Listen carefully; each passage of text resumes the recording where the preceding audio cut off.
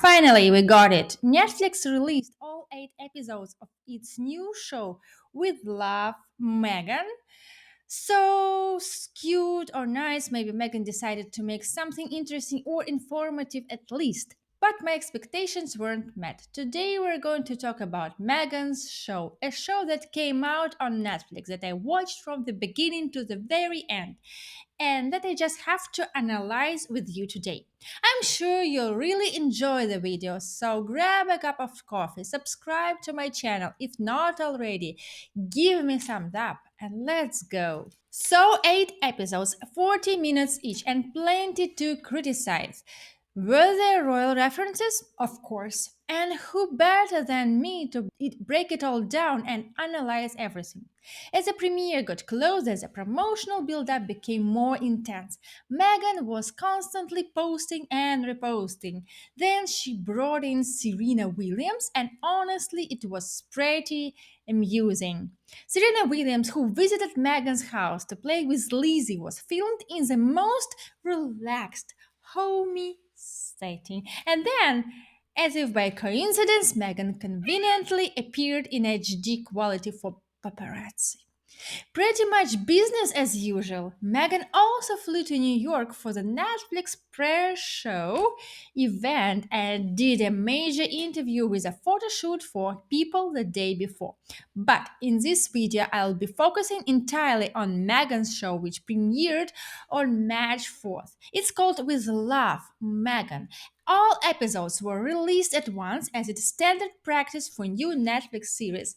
I'll be honest, the show didn't excite me at all, and I actually have a lot to say about it. Not just as a viewer, but as someone who cooks and as a working mom. To be fair, there were both interesting ideas and frustrating moments from my perspective. The interesting parts weren't developed enough.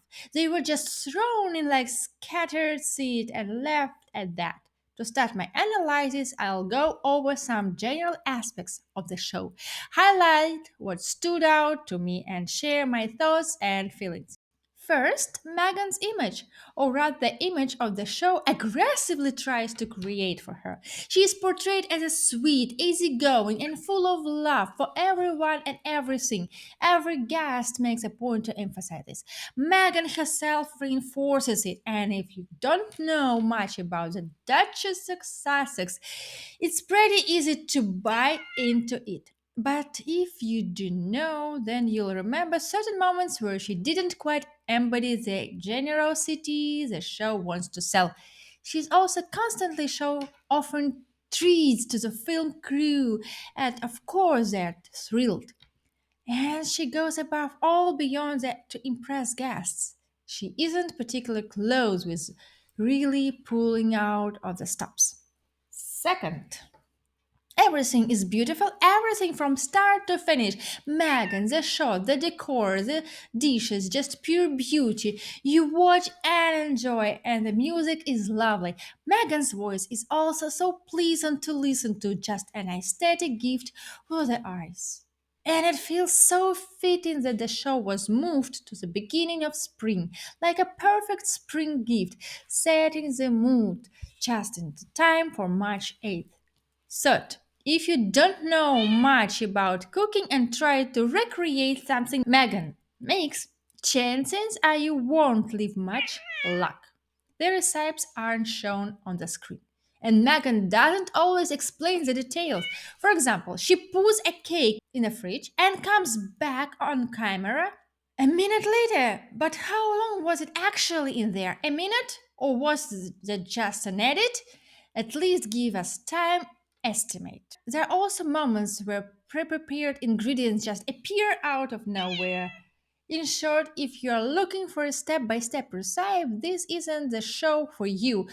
With love, Megan is just isn't about that. That said, the finished dishes do inspire me to cook, or at very least to go out to restaurant and eat. Plus, the plenty of ideas are little detailed worth taking note of. Now, the first point.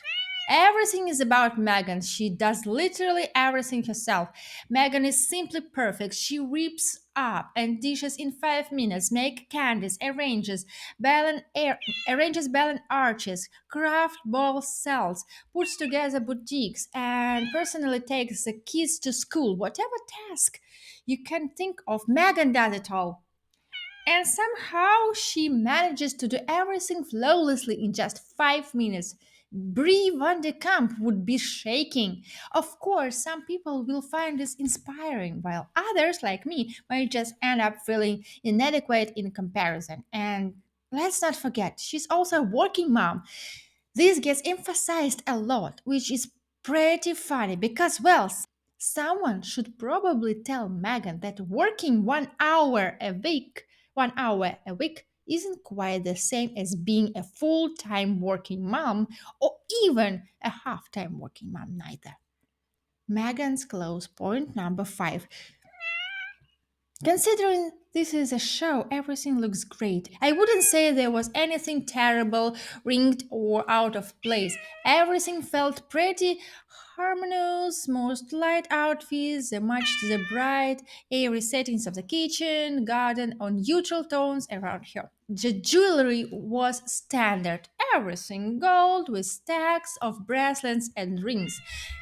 Her hairstyles were lovely and she often tied her hair back while cooking, but I have to admit, there were times when I wanted to send Megan off to wash her hair. I got I get that it's styling product, but sometimes it just looked too shiny. And firstly, you're cooking, you don't want to eat your hair, so there are tons of hairstyles that keep the hairs away from the face and your dishes at least. Some outfit clothes practical for cooking. Take those wide oversized shelves. Why didn't they roll them up right away? They ended up touching the table and the cutting board.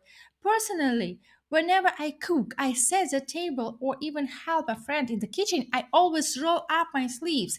It's just more practical, not to mention hygienic. And then there was the outfit where her shorts blended so seamlessly with her blouse that it almost looked like she was just wearing a shirt. That said, there is a really no point in nitpicking about Megan's cooking in white or not always trying her hair back. At the end of the day, this is a show and the aesthetic is what matters most. Still, my heart arches for those white outfits. Meghan's wardrobe for the show is estimated to be worth £130,000. So many of the clothes and jewelry weren't new. The 6 point Meghan's behavior. For the most part, Meghan is exactly as we know her. Sometimes she overacts, sometimes she holds back too much, but to be fair, she does seem noticeably more relaxed. Because some of the usual awkward moments and lighting question about her persona don't stand out as sharply as they normally do, especially compared to when she tries to come across as a humanitarian and duchess at the same time. And honestly, this version of Meghan is much more easier to watch. That being said, the flattery from her guest was a bit too much at times. So, sugary sweets, it was almost overwhelming. Some of them were practically hanging on her every word for the entire episode. Literally. Number 7, the pacing. The show moves at a very slow pace. I watched it at 1.5 speed, and even then it sometimes felt too sluggish. Of course, pacing is a matter of personal preference. If you enjoy the slower shows, this might be best fine for you, but if you don't, be prepared.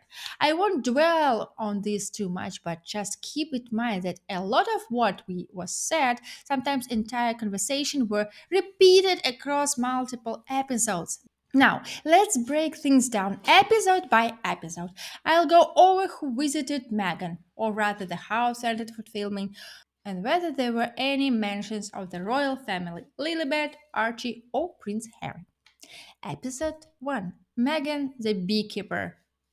Here we get Megan the beekeeper. She collects honey. Wait, did I say John Lennon? Oops, I meant a specialist. Later, she makes candles from the wax. Her guest this episode is her longtime friend and makeup artist Daniel Martin, who's been with her since the suit's days. He also did her wedding makeup, and if you remember, and yet Megan acts like she doesn't recall when or how they worked together. Daniel reminds her that she was the one who originally reached out to him, and suddenly she launches into a detailed story about their first project together. So, Megan, did you forget? Or do you actually remember everything in great detail? Of course, Daniel gushes about what a wonderful person she is. They cook a couple of dishes together, including that raspberry cake from the trailer. Megan appears in different outfits throughout the episode, which suggests there were additional reshots and inserts.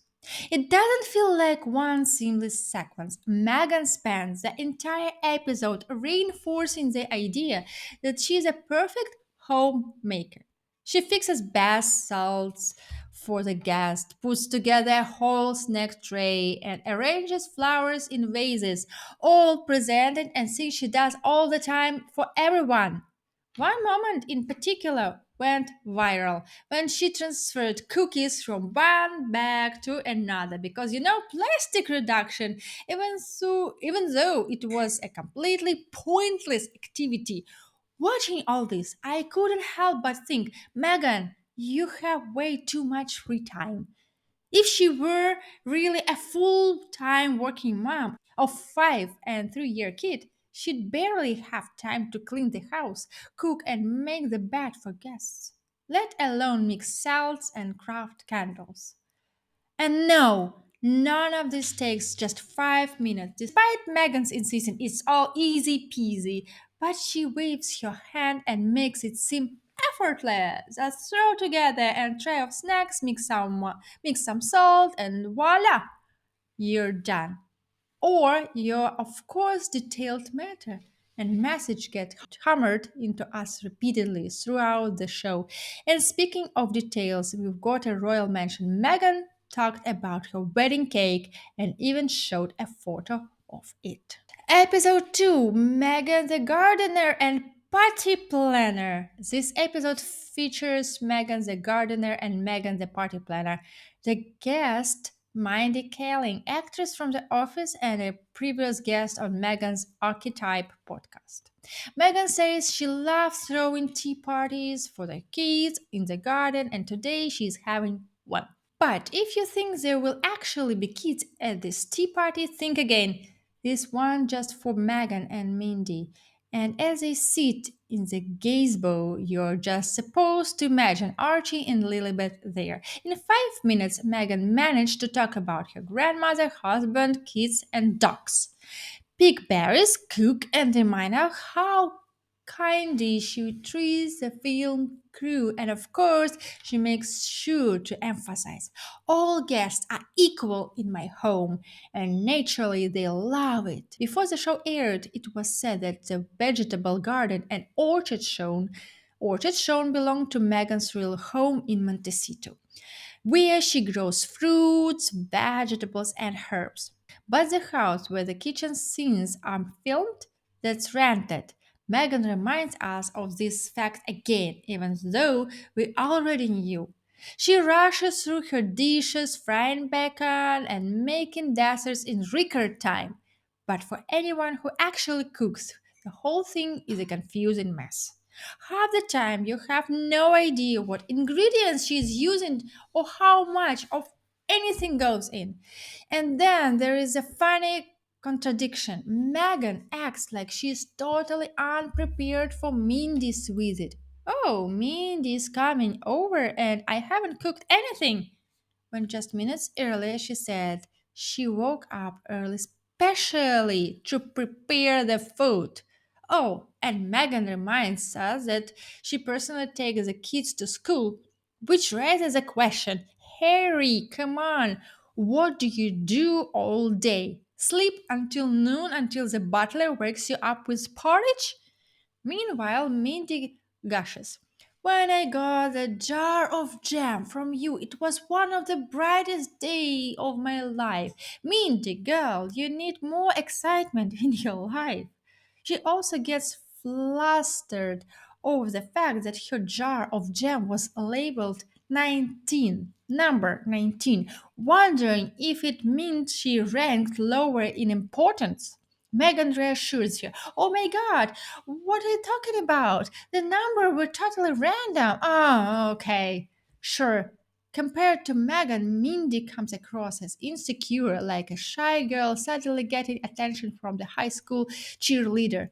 Megan, they finally picked the right guest. Mindy practically hangs on her every word. And then, mid tea party, she called Meghan Markle. Ta-da! Before Mindy can even finish her sentence, Megan jumps in. "You keep saying Meghan Markle, but you know I'm actually a Sussex now." Mindy's facial expression at that moment, priceless. "Yes, Megan, you know you're Sussex. You never let us forget about it. And you thought she loved the title for commercial reasons. Think again. No, no, it's because it's their family name. The thing that unites her with Harry and their kids. Apparently, she only realized how important it was after her children were born. And let's rewind a bit. 4 years ago, Megan told Oprah, "Oh my god, I lost my name. Now suddenly she's all I'm Sussex." So, question one. For over 20 years, everyone calls Sophie of Sussex, and nobody had an issue about it. Question two. Is Sussex even a last name? Not exactly. The title functions like a last name, but the royal family does have an official last name, Mountbatten, Windsor. It's literally on the palace website. Which brings us to another question. What name is actually written in their American documents? In the UK, royal titles are listed in full, Duke, Prince, and so on. But in the US, it's a different story. When Grace Kelly, as a princess, had Kelly Grimaldi in her American passport. And this law hasn't changed since then.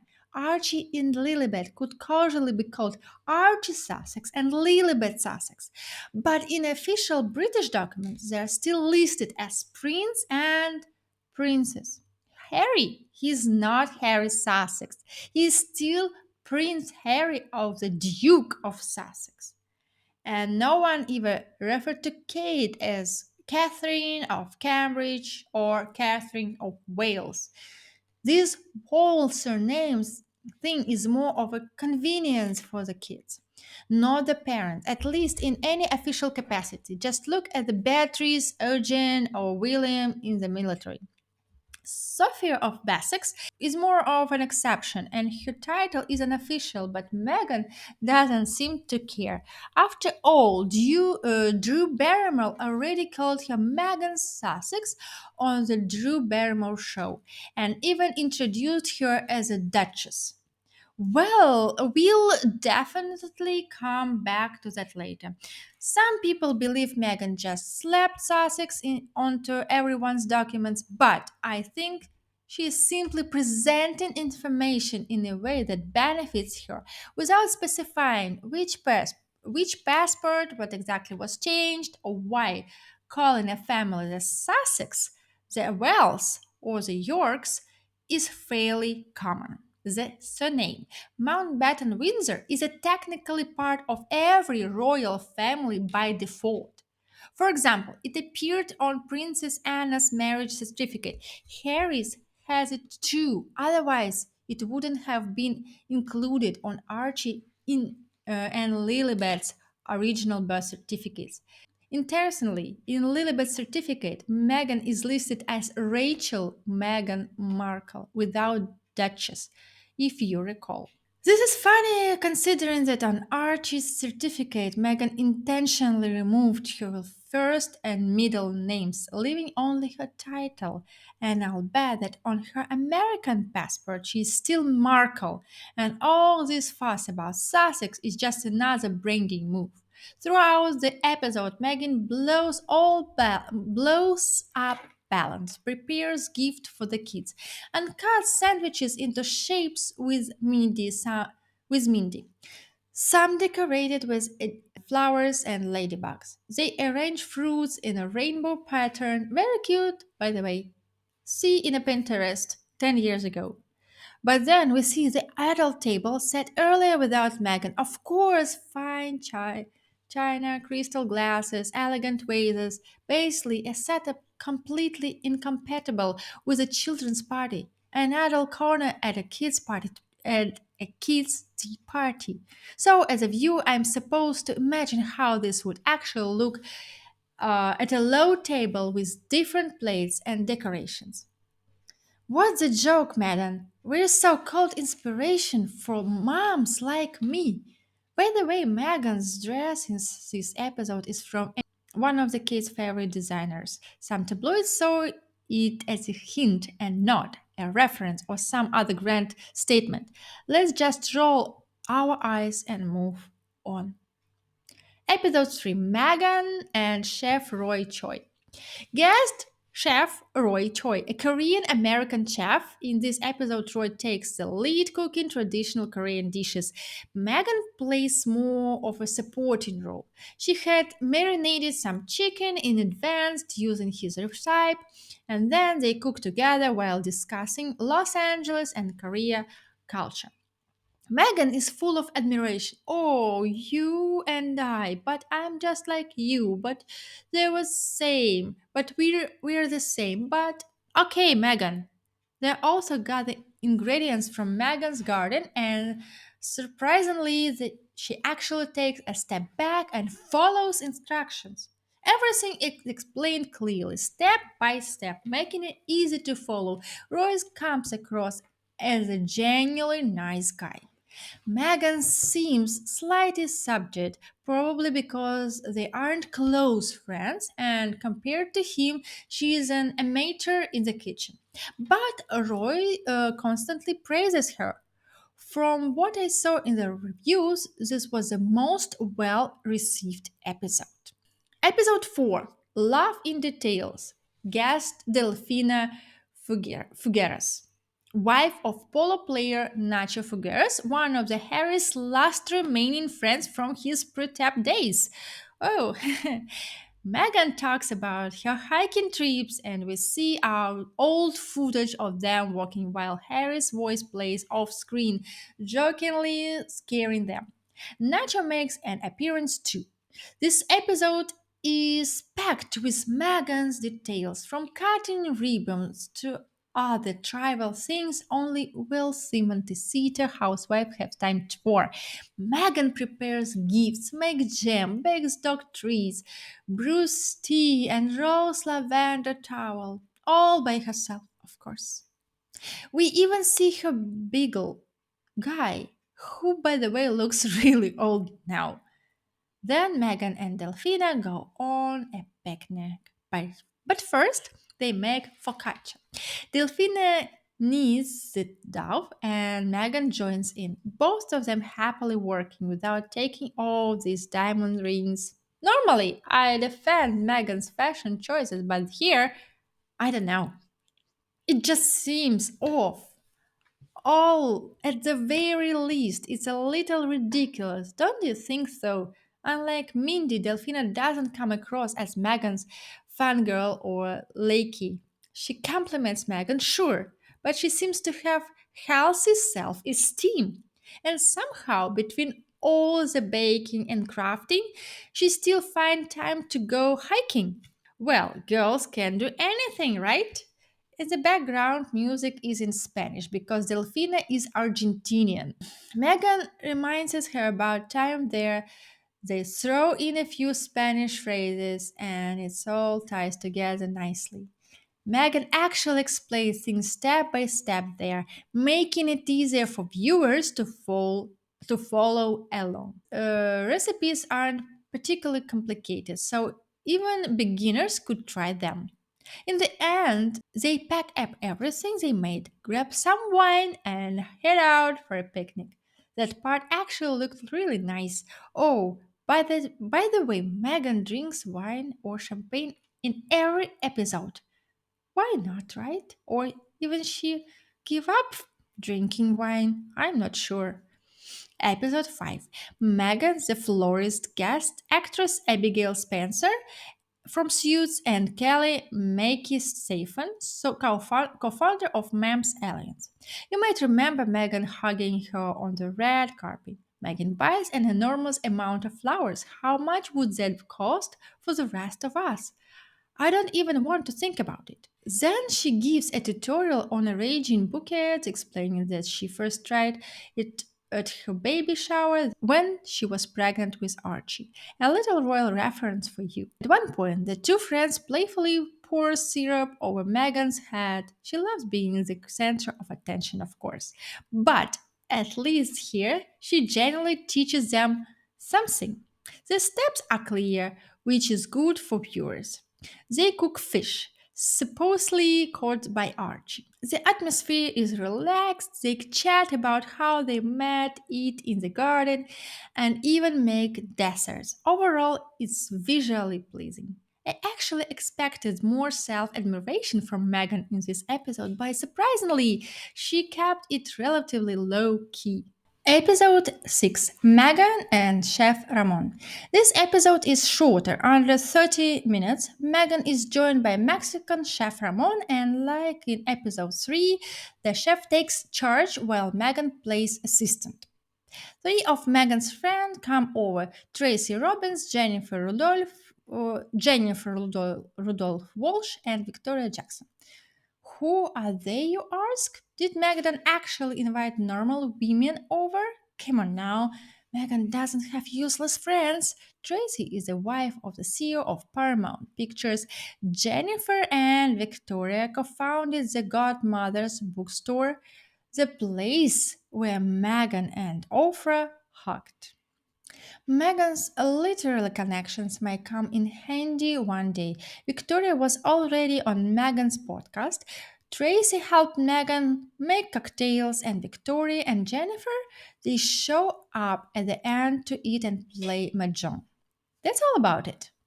Episode 7, Megan and Victoria Tsai.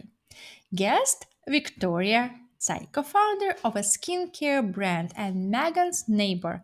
Megan puts together a basket: fruits and veggies from her garden, plus eggs from the chicken coop. And what is Megan's wearing? A Northwestern University sweatshirt. A subtle nod to Diana? Some Twitter users thought so. If Megan has posted it on her stories, I'd have assumed it was a deliberate reference. But here, probably just a casual choice. They cook using one of Victoria's family recipes. At some point, Megan dropped this deep through. If something valuable breaks, that's a good. The cracks and damage make it even more beautiful. Somebody tell Charles and William apparently Meghan's 5 year of royal attacks were just for their own good? They just don't get it. For those simply imperialist 2.0.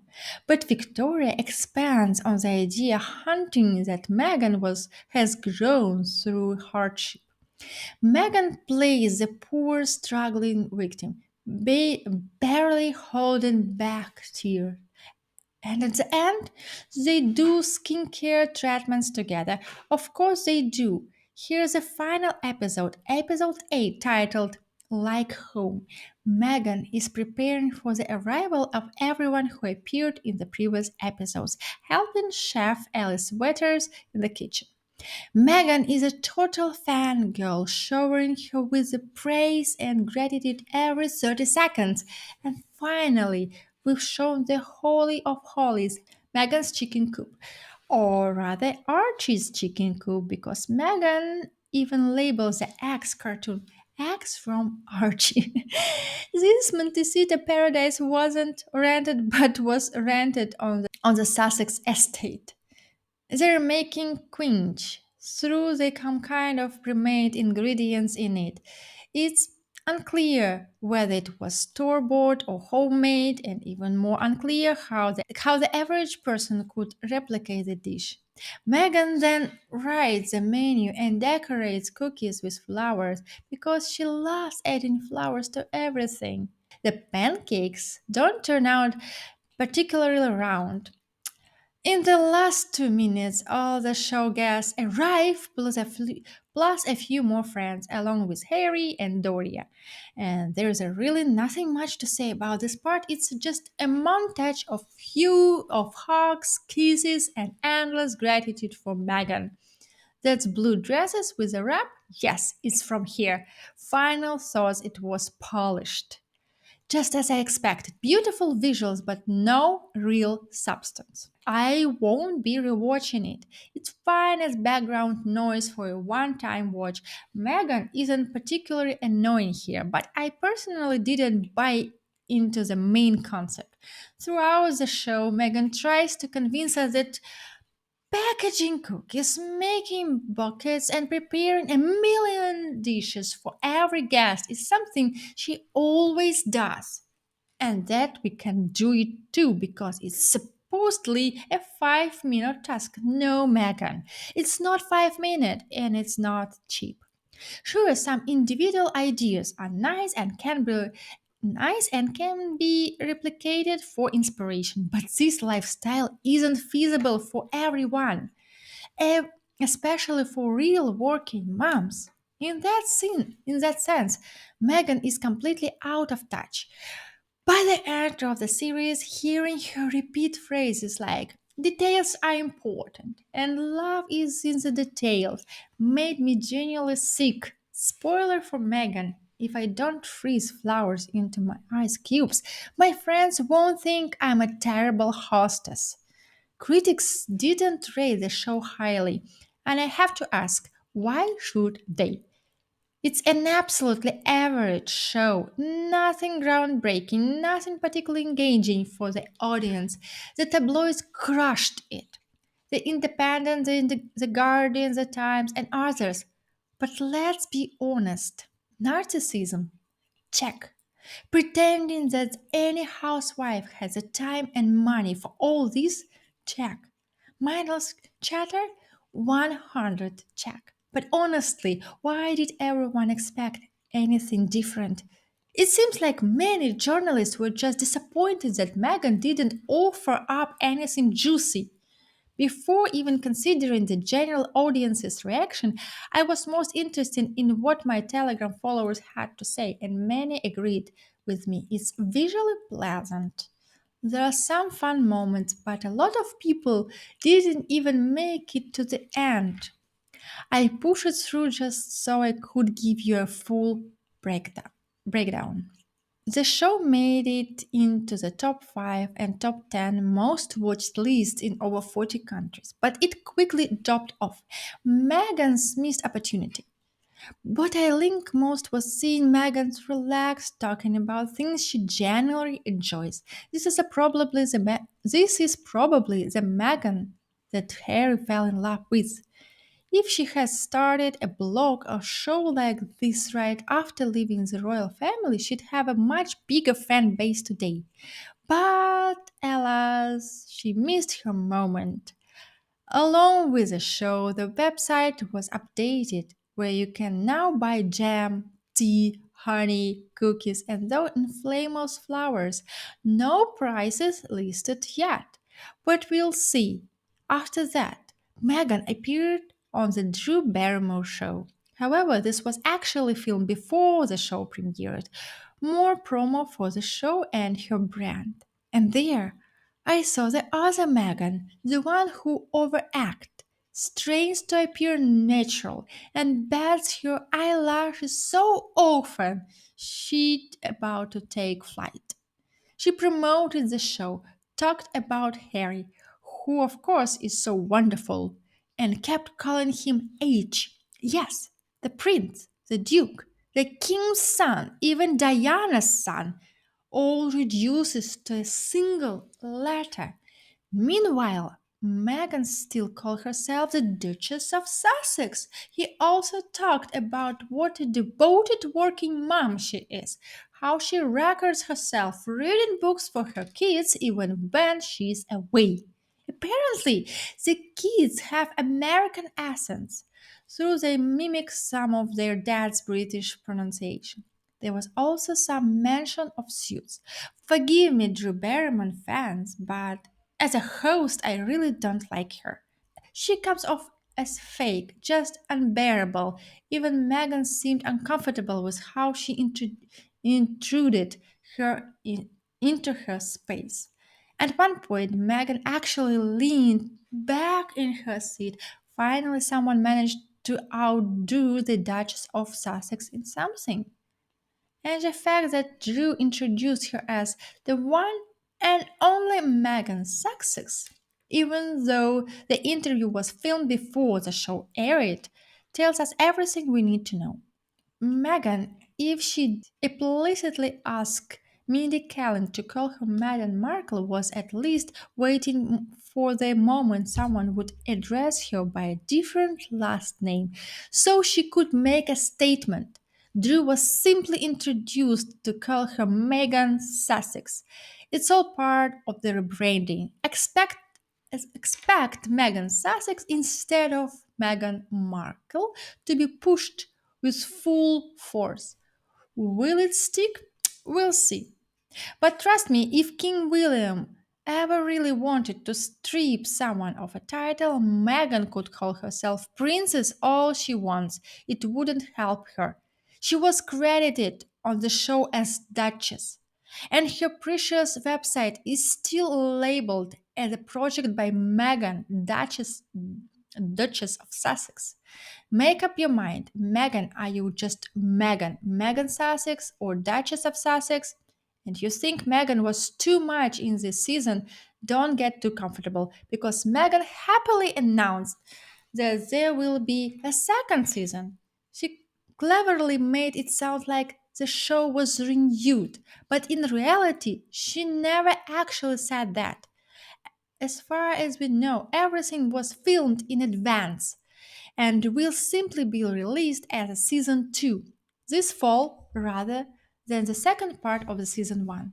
And I'm sure this was a plan all along.